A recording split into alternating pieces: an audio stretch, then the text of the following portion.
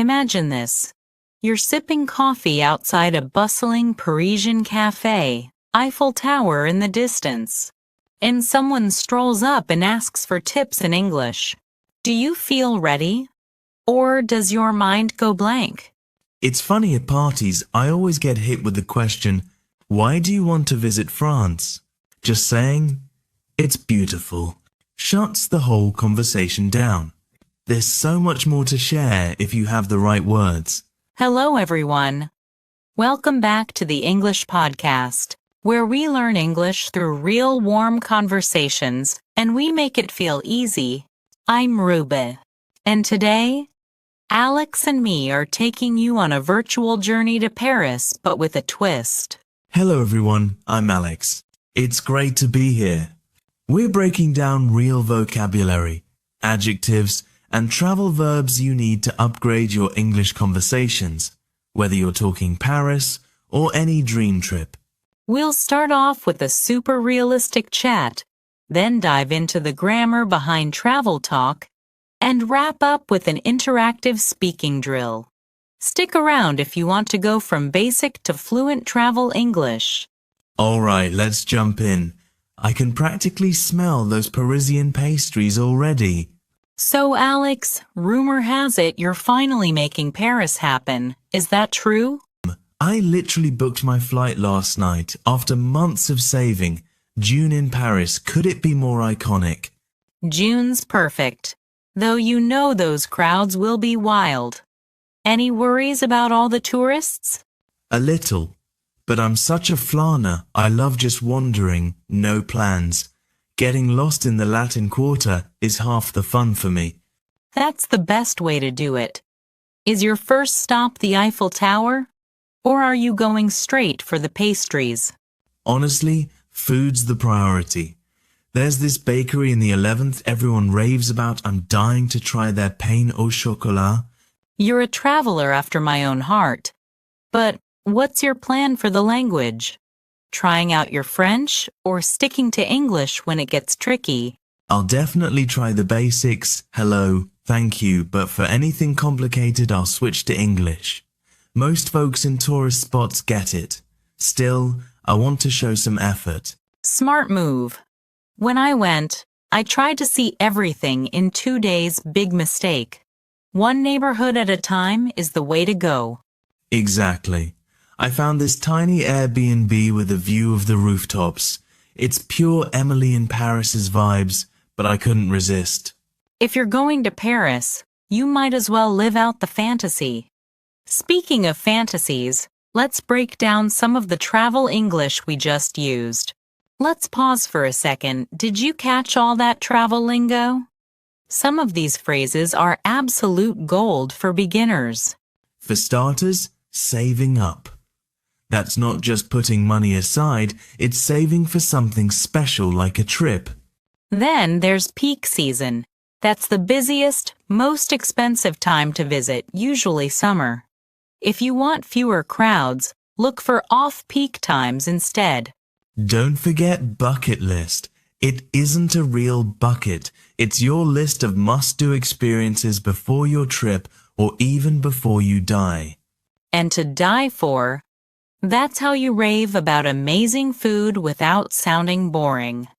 Like, the croissants are to die for. One more, language barrier. That's when you struggle to communicate because you don't share a language. It's super common when traveling, but also totally manageable. All of these make your English sound way more natural. Let's look at how to use the right tenses for these travel talks next. What trips people up most, pun intended, is using the right tense. So many learners stick to the present simple, but there are 3 must-know tenses for travel chat. The first is the future use it for your travel plans.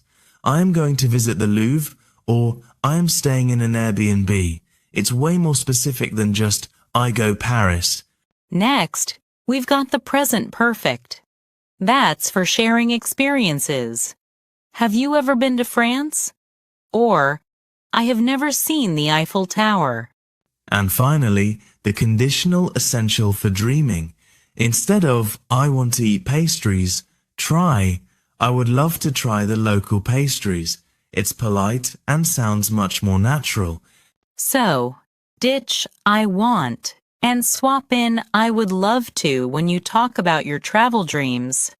Trust me, it makes your English smoother instantly.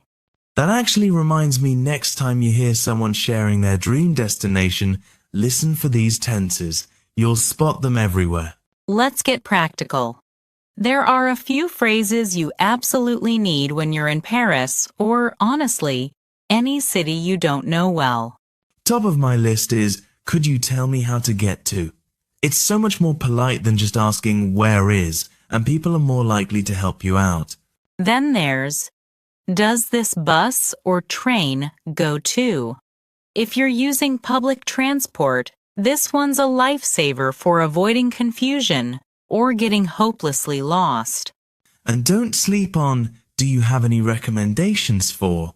Locals know where the real gems are, not just the overpriced spots swarming with tourists. Speaking of which, tourist trap is a great phrase.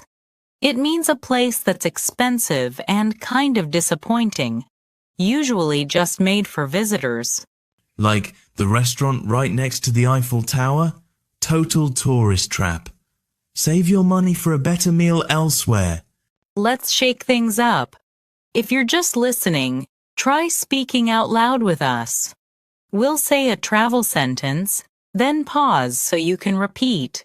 Here's your first one. I am planning a trip to Paris next summer.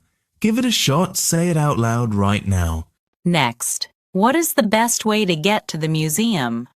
Try to really copy the rhythm. Now, I would love to try the local pastries.